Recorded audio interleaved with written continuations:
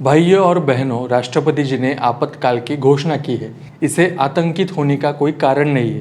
हा आवाज होता तत्कालीन पंतप्रधान इंदिरा गांधी यांचा।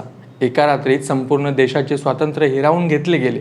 वर्तमानपत्रांवर सेन्सॉरशिप आली आणि विरोधकांना तुरुंगात डांबण्यात आलं। तब्बल 21 महिने चाललेली ही आणीबाणी भारताच्या लोकशाहीसाठी सर्वात मोठा वाईट काळ मानला जातो। पण तुम्हाला माहिती आहे का की ज्या इंदिरा गांधींनी एका झटक्यात संपूर्ण देशाला आणीबाणीच्या खाईत लोटलं, त्या धक्कातंत्रामागे थेट अलाहाबाद हायकोर्टाचा एक ऐतिहासिक निकाल होता। जगाच्या इतिहासात पहिल्यांदाच एका हायकोर्टाने बसलेल्या पंतप्रधानाला दोषी ठरवून त्यांची खासदारकीच रद्द केली होती। एका वाहतुकीच्या नियमांचे उल्लंघन केले म्हणून देशाच्या पंतप्रधानाला पदावरून हटवण्यासारखा हा प्रकार होता, अशी टिप्पणी लंडन टाइम्सने केली होती। एका सामान्य उमेदवाराने देशाच्या सर्वात शक्तिशाली पंतप्रधानाला कोर्टाच्या पिंजऱ्यात कसं उभं केलं, न्यायाधीशांना लाच देण्याचा आणि विकत घेण्याचा प्रयत्न कसा झाला आणि शेवटी कोणत्या अटींवर सुप्रीम कोर्टाने इंदिराजींना खुर्चीवर राहू दिलं, आज आपण या ऐतिहासिक राजकीय भूकंपाचा अगदी सविस्तर आणि पुराव्यांसह आढावा घेणार आहोत। त्यामुळे व्हिडिओ शेवटपर्यंत पहा, कारण सांगतोय लीलाधर, लक्षपूर्वक ऐका कृपया माहितीसाठी। पार्श्वभूमी समजून घेण्यासाठी आपल्याला 1971च्या लोकसभा निवडणुकीत जावं लागेल। 24 जानेवारी 1966ला पहिल्यांदा पंतप्रधान झालेल्या इंदिरा गांधींनी 1971 पर्यंत देश सरकार आणि काँग्रेस पक्षावर आपली मजबूत पकड निर्माण केली होती। इंदिरा म्हणजेच भारत आणि भारत म्हणजेच इंदिरा असं समीकरण त्यांच्या समर्थकांनी तयार केलं होतं। अशा वातावरणात 1971च्या निवडणुकीत इंदिरा गांधी यांनी उत्तर प्रदेशातील रायबरेली मतदारसंघातून लोकसभा निवडणूक लढवली। त्यांच्या विरोधात उभे होते संयुक्त सोशलिस्ट पार्टीचे दिग्गज नेते राजनारायण। राजनारायण यांनी ही निवडणूक अत्यंत प्रतिष्ठेची केली होती। त्यांनी आपली सर्व शक्ती पणाला लावली होती आणि त्यांना विजयाची इतकी खात्री होती की निकाल लागण्यापूर्वीच त्यांच्या समर्थकांनी विजय मिरवणुका सुद्धा काढल्या होत्या। पण जेव्हा प्रत्यक्षात निकाल जाहीर झाला तेव्हा राजनारायण तब्बल 1,11,810 मतांनी पराभूत झाले होते। हा धक्का मोठा होता, पण राजनारायण या हार मानणाऱ्यांपैकी नव्हते। त्यांनी थेट अलाहाबाद उच्च न्यायालयात धाव घेत इंदिरा गांधी यांच्या निवडणुकीला आव्हान दिलं होतं। राजनारायण यांनी इंदिरा गांधींवर थेट सरकारी यंत्रणेचा गैरवापर केल्याचं एकूण 7 गंभीर आरोप लावले होते।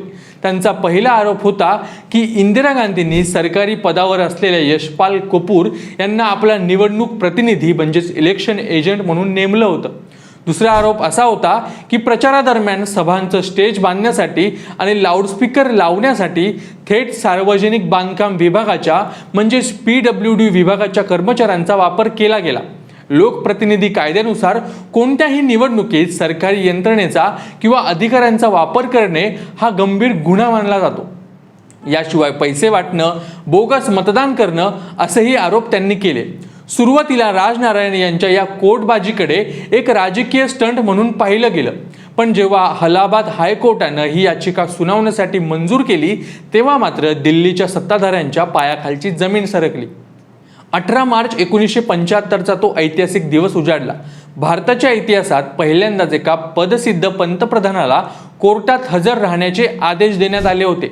इंदिरा गांधी स्वतः अलाहाबाद हायकोर्टाचे न्यायमूर्ती जगमोहन लाल सिन्हा यांच्या कोर्ट रूममध्ये हजर झाल्या। एका देशाच्या पंतप्रधानाची तब्बल 5 तास उलट तपासणी करण्यात आली। अनेक कडक सवाल जवाब झाले। इंदिराजींची साक्ष पूर्ण झाल्यानंतर न्यायमूर्तींनी आपला निकाल सुरक्षित ठेवला। साक्ष आणि पुरावे पाहता निकाल आपल्या विरोधात जाऊ शकतो याची कल्पना इंदिरा गांधी आणि त्यांच्या समर्थकांना आली होती। त्यामुळे थेट न्यायाधीशांवर प्रभाव टाकण्याचे आणि त्यांना प्रलोभन देण्याचे प्रयत्न सुरू झाले, ज्याचा खळबळजनक खुलासा पुढे ज्येष्ठ वकील शांती भूषण यांनी केला होता। शांती भूषण यांनी सांगितलं होतं की इंदिरा गांधींचे वैयक्तिक डॉक्टर माथुर हे अलाहाबाद हायकोर्टाचे मुख्य न्यायाधीश DS माथुर यांचे नातेवाईक होते। निकाल सुरक्षित असताना एक दिवस मुख्य न्यायाधीश माथुर आपल्या पत्नीसह थेट न्यायमूर्ती सिन्हा यांच्या घरी गेले। तिथे गप्पा मारताना मुख्य न्यायाधीश माथुर यांनी न्यायमूर्ती सिन्हा यांना सांगितले की या केसचा निकाल लागल्यानंतर तुम्हाला थेट सुप्रीम कोर्टात न्यायाधीश करण्याचे सरकारचे नियोजन आहे। हा थेट इशारा होता की जर निर्णय इंदिरा गांधींच्या बाजूने दिलात तर सुप्रीम कोर्टाची खुर्ची पक्की। पण न्यायमूर्ती जगमोहनलाल सिन्हा हे अत्यंत प्रामाणिक आणि कडक स्वभावाचे होते। ते या कोणत्याही प्रलोभनाला किंवा दबावाला अजिबात बळी पडले नाहीत। 12 जून 1975 सकाळच्या 10 वाजण्यापूर्वीच अलाहाबाद हायकोर्टाची कोर्ट रूम नंबर 24 खच्चून भरली होती। पाय ठेवायलाही जागा नव्हती। संपूर्ण देशाचे डोळे न्यायमूर्ती सिन्हा यांच्या चेंबरकडे लागलं होतं। बरोबर 10 वाजता न्यायमूर्ती सिन्हा कोर्टात आले। त्यांनी निकालाचे वाचन सुरू करताच सुरुवातीला स्पष्ट केलं की त्यांना राजनारायण यांच्या याचिकेतील काही मुद्दे योग्य वाटतात। त्याच वेळी नवी दिल्लीत पंतप्रधानांच्या कार्यालयात म्हणजे पीएमओ ऑफिसमध्ये बसलेल्या न्यूज एजन्सीनी च्या टेलिप्रिंटरवर एक फ्लॅश वाजला, इंदिरा गांधी यांची खासदारकी रद्द। न्यायमूर्ती सिन्हांनी आपला निकाल दिला होता। राजनारायण यांनी लावलेल्या 7 आरोपांपैकी 5 आरोपांमधून त्यांनी इंदिरा गांधीजींना दिलासा दिला, पण 2 आरोपांखाली मात्र कोर्टाने देशाच्या पंतप्रधानाला दोषी ठरवलं। कोर्टाने इंदिरा गांधींची रायबरेलीची खासदारकी रद्द केली आणि पुढील 6 वर्षासाठी त्यांना कोणताही लोकसभा आणि विधानसभा निवडणुकीचा हक्क नव्हता। पंतप्रधानांनी निवडणुकीत सरकारी अधिकाऱ्यांचा आणि यंत्रणेचा गैरवापर करून लोकप्रतिनिधी कायद्याचे उल्लंघन केले हे कोर्टाने सिद्ध केलं होतं। हा निकाल येताच दिल्लीतील एक सफरदंग रोड पंतप्रधान निवासस्थान येथे काँग्रेस नेत्यांची झुंबड उडाली। ज्येष्ठ पत्रकार कुलदीप नय्यर यांनी या परिस्थितीचे वर्णन करताना सांगितलं होतं की ते तात्काळ काँग्रेसचे ज्येष्ठ नेते बाबू जगजीवन राम यांना भेटायला गेले आणि विचारले की आता पुढे काय। तेव्हा जगजीवन राम म्हणाले होते की कायद्यानुसार तर त्यांना राजीनामा दिला पाहिजे, पण त्या देणार नाहीत। जेव्हा नायर यांनी विचारले की तुम्ही कोणी त्यांना सांगणार नाही का, तेव्हा जगजीवन राम यांनी असं उत्तर दिलं की तेवढी हिंमत कोण करणार, आणि समजा त्यांनी राजीनामा दिलाच तर पुढचा पंतप्रधान कोण यावरून आपल्यातच भांडणं सुरू होतील। इंदिरा गांधी त्याच वेळी प्रचंड मानसिक कोंडीत आणि द्विधा मनस्थितीत होत्या। याच गडबडीत एक दिलासादायक बातमी आली की न्यायमूर्ती सिन्हा यांनी इंदिरा गांधींना या निर्णयाविरोधात सुप्रीम कोर्टात दाद मागण्यासाठी 20 दिवसांची मुदत दिली होती। इंदिरा गांधींनी देशातील सर्वात दिग्गज कायदेतज्ञ आणि वकील नानी पालखीवाला यांना पाचारण केले। पालखीवाला यांनी तातडीने अपिलाची कागदपत्रे तयार करून सुप्रीम कोर्टात धाव घेतली। 22 जून 1975 रोजी ही याचिका सुप्रीम कोर्टाचे व्हेकेशन जज न्यायमूर्ती VR कृष्ण अय्यर यांच्यासमोर सुनावणीस आली। नानी पालखीवाला यांनी इंदिराजींची बाजू मांडली तर शांती भूषण यांनी राजनारायण यांच्या वतीने युक्तिवाद केला। आश्चर्याची गोष्ट म्हणजे हायकोर्टानंतर आता सुप्रीम कोर्टाच्या न्यायाधीशांवरही दबाव आणण्याचा प्रयत्न झाला। न्यायमूर्ती कृष्ण अय्यर यांनी स्वतः एका मुलाखतीत याचा खुलासा केला होता। त्यांनी सांगितलं होतं की तत्कालीन कायदा मंत्री गोखले हे त्यांचे मित्र होते। गोखले यांनी अय्यर यांना फोन करून तातडीने भेटण्याची इच्छा व्यक्त केली आणि इंदिरा गांधींच्या केसचा उल्लेख करत पंतप्रधानांना या निकालावर पूर्ण स्टे हवा असल्याचं सांगितलं।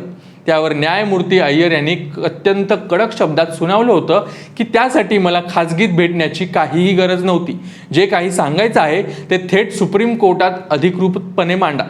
न्यायमूर्ती अय्यर यांनी केसचे गांभीर्य ओळखून कोणताही लंच ब्रेक न घेता संध्याकाळी 5:30 वाजेपर्यंत सलग सुनावणी घेतली आणि स्वतः मध्यरात्रीपर्यंत जागून निकालाचे लिखाण केले।